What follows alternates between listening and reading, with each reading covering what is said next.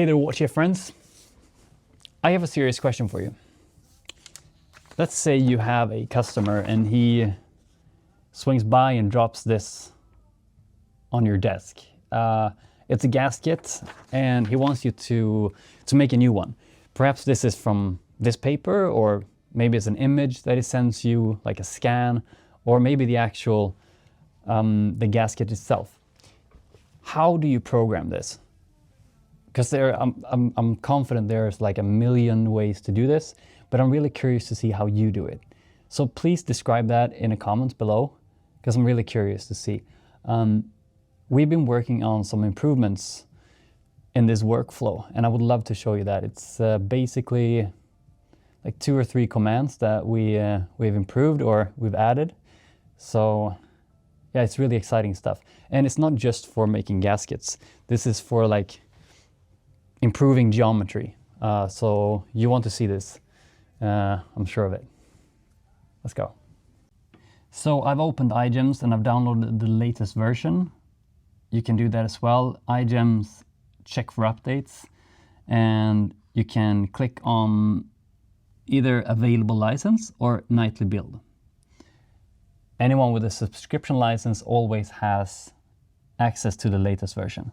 So I'll minimize this and I'm just gonna drag and drop this gasket JPEG file into the drawing. So it's just a drag and drop image.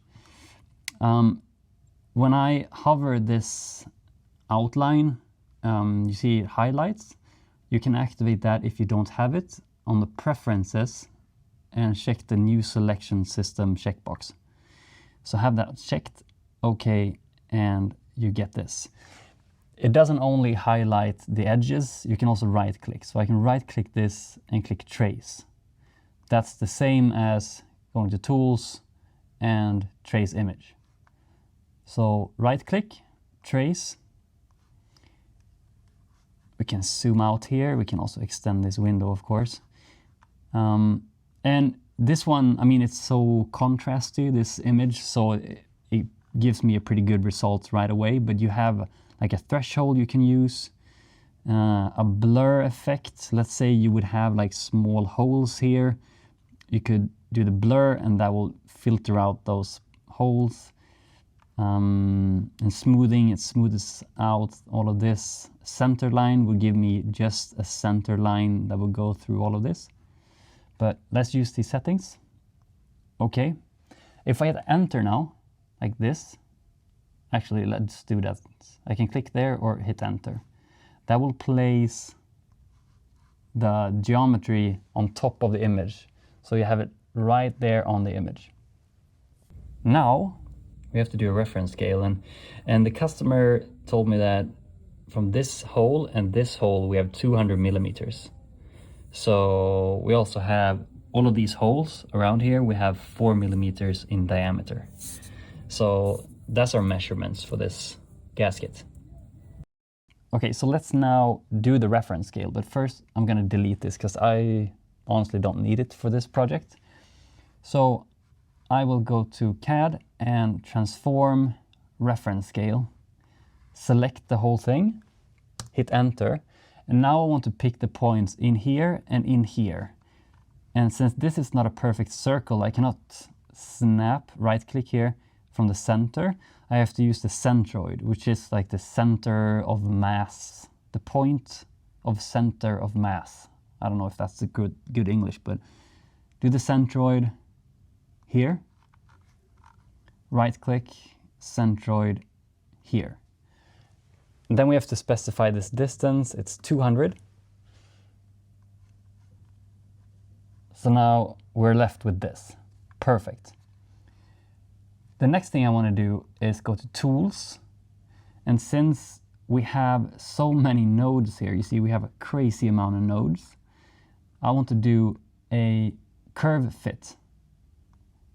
Click here and we have to specify a tolerance. Now what the curve fit does is it smooths out the geometry and it's allowed to deviate from this tolerance. So 0.1 millimeters, we cannot go further away than 0.1 millimeters from this curve. So that's usually a pretty good tolerance. hit enter.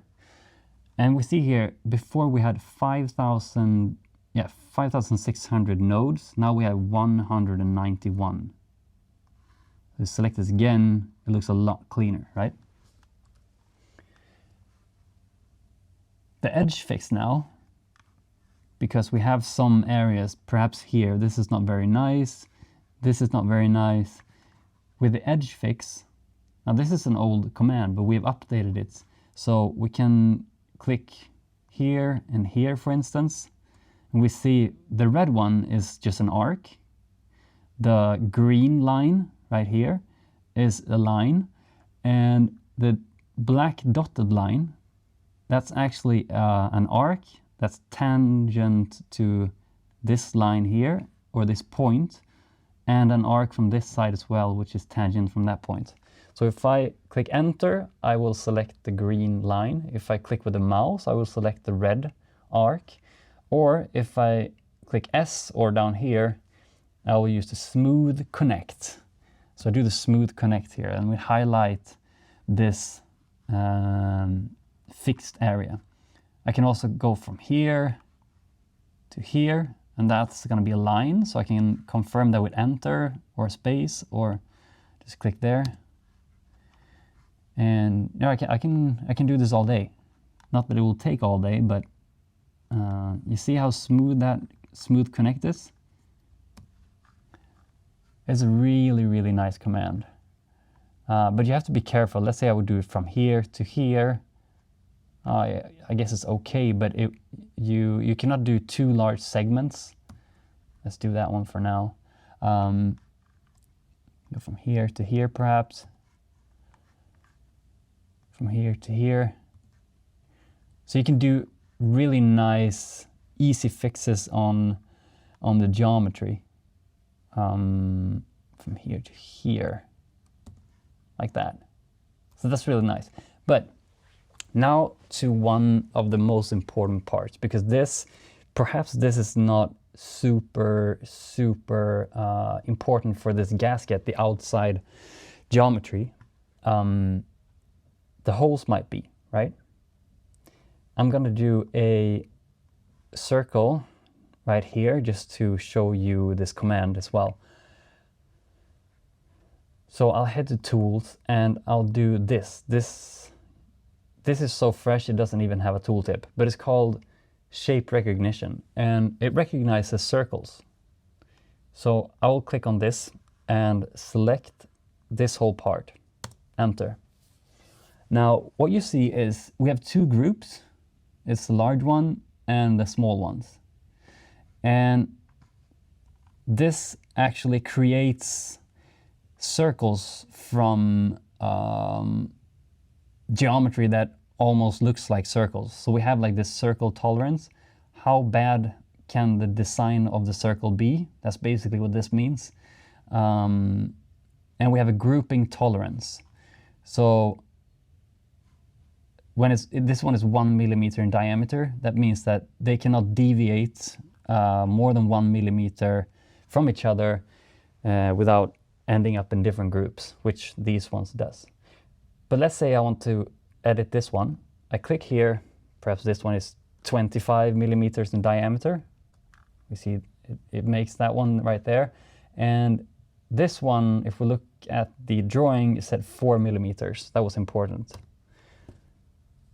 Okay, so now that we have done the reference scale, we know that this is 1-to-1 scaled. We also know that these ones will be correct. So click replace, and we have perfect circles. Let's remove that one again, delete. We have perfect circles for this part. Really nice. Okay, so let's say we are finished with this part.